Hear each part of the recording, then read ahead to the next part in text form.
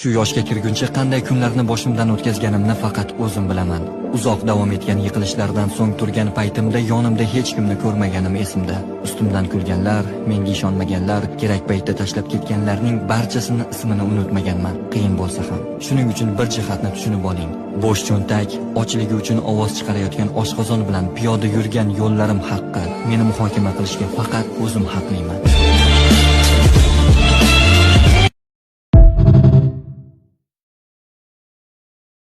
Agar hozirgi odamlarning tasavvuridagidaqa dunyo matohi zo'r narsa bo'lganida, dunyo matohi insonning baxtli bo'lishining asosiy sababi bo'lganida, payg'ambarlarning birontasi kambag'al bo'lish kerak emas edi.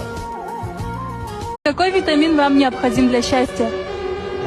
Витамин D. Витамин D это солнце? Витамин D это деньги.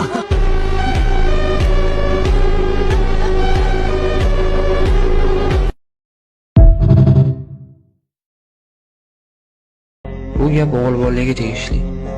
5-7 yildan keyin hech kim sendan nechta qiz bilan gaplashganingni so'ramaydi. Hamma sendan nima qilganing va nimaga erishganingni so'raydi.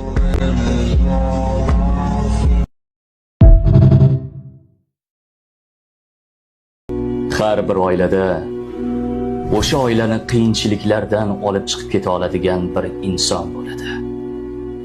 Hozir shu inson meni gaplarimni eshitmoqda.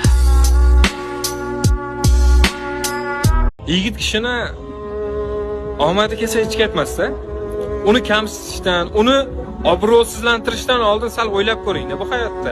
Ertaga nima bo'lishini, ertaga uni qanaqa inson bo'lib ketishini bilmaysiz. Allohga ming qatla shukr. Alloh menga sabr berdi. Eng zo'r narsa bilasizmi nima? Sabr. Sabr qilsangiz hamma narsani yengib chiqasiz. O'g'il bolani omadidan hech qachon hazillashmaydi. To'g'ri, bugun oddiy ofitsiantdir, bankada ishlayotgandir yoki dastavkada xizmat qilayotgandir. Haqiqiy yuragi olib tinimsiz mehnat qilayotgan yigitlar bilan. Chunki hayot past-balandini, qiyinchiliklarni ko'rib, yuragida katta maqsadlarni ko'tarib yurgan yigitlar deb bilaman ular.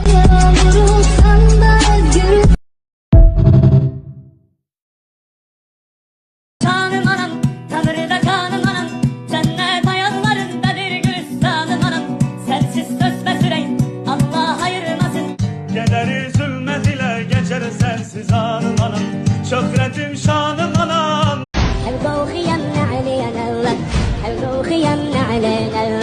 لو تستمع يا عبالله لو تستمع يا عبالله وفي النهار وفزع لي هبط على الخيمة النار ما حد فزع من